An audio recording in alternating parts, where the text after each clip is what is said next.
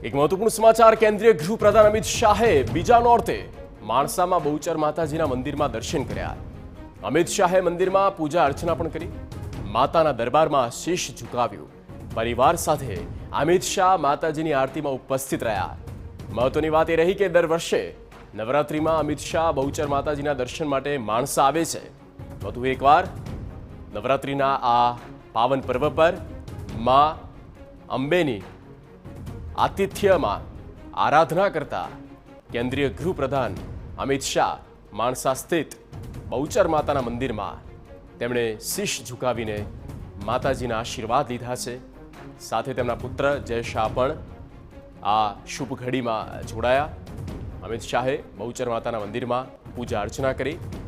નવલી નવરાત્રિ ચાલી રહી છે અને આ એ સમય છે જ્યાં માતાજીને આરાધના કરવાનું, તેમનું આતિથ્ય માણવાનું અને ભગવાનની આરતી, માતાજીની આરતી કરતા ખુદ કેન્દ્રીય ગૃહપ્રધાન અમિત શાહ તેમના સંસદીય મત વિસ્તાર માણસા સ્થિત